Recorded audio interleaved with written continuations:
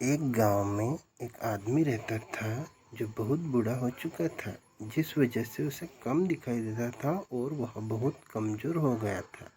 इसीलिए अपनी बची कुछ ज़िंदगी अपने बेटे के साथ बिता सके, इसलिए शहर में रह रहे उसके बेटे के घर रहने चला गया।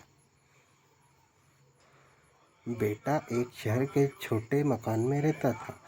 मकान तो उसका छोटा था, लेकिन उसके अंदर जो चीज़ें थी वह बहुत महंगी थी। उस मकान में उसका बेटा, उसकी पत्नी और उनका एक 5 साल का बच्चा था।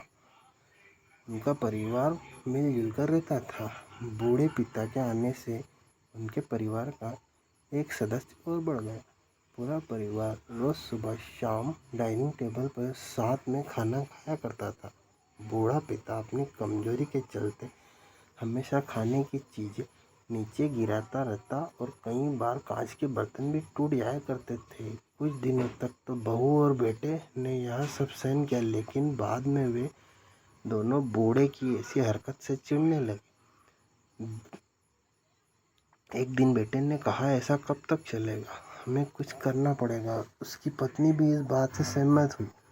अगले दिन बेटा कहीं से एक पुराना मेज लेकर आया और घर के एक कोने में उसे लगा दिया और अपने पिताजी से कहा कि आप यहीं पर बैठकर खाना खा लीजिए। उन्हें एक लकड़ी का बर्तन भी बनवाया, जिसमें वे अपने बूढ़े पिता को खाना देने लगी। अपने कांच के कीमती बर्तन बचाने के लिए अपने बूढ़े पिता को लकड़ी का बर्तन देने में उन्हें जरा भी शर्म नहीं आई। अब खाने का समय जब जब होता, बूढ़ा बाप एक कोने में बैठकर खाता, बाकी का परिवार डाइनिंग टेबल पर खाना खाया करता। डाइनिंग टेबल पर बैठे बैठे दोनों पति पत्नी कभी कभी अपने बूढ़े बाप की तरफ देख लिया करते। बूढ़े बाप की आंखों में उन्हें आंसू भी नजर आते, मगर उन पर जैसे कोई असर ही नहीं होता। बूढ़े का पोता भी यह नज़ारा हमेशा देखता और वह अपने क्या रहता। एक दिन जब पति पत्नी डाइनिंग टेबल पर बैठकर खाना खा रहे थे, तब उनका बच्चा जमीन पर बैठकर कुछ कर रहा था। उन दोनों ने बच्चे के हाथ में लकड़ी का टुकड़ा देखा, लेकिन कुछ समझ नहीं आया कि बच्चा लकड़ी के टुकड़े के साथ क्या कर रहा है। जब बच्चे के पिता ने उससे पूछा कि बेटा जाओ खाना खा लो, तुम नीचे बैठकर क्या कर रहे हो, तब बच्चे ने भोलेपन से कहा, अरे मम्मी पापा, मैं आप दोनों के लिए लकड़ी का बर्तन बना रहा हूँ, ताकि आप लोगों को जब बूढ़े हो जाओ तो खाना दे सकूँ।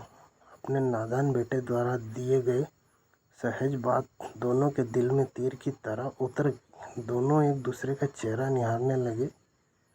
बिना कुछ कहे ही दोनों की आंखों में पानी आ गया और उन्हें अपने भविष्य की किताब अपने आप सामने खुलती हुई नजर आई। उन्हें समझ में ज़्यादा देर नहीं लगी कि अब उन्हें आगे क्या करना पड़ेगा। अगले दिन कमरे के कोने से वह पुराना मेज हट गया और अब बूढ़े पिता और बाकी का परिवार साथ मिलकर फिर से खाना खाने लगे। बूढ़े की कमजोरी की वजह से हो रही गलतियां भी अब किसी को नहीं चिढ़ाती।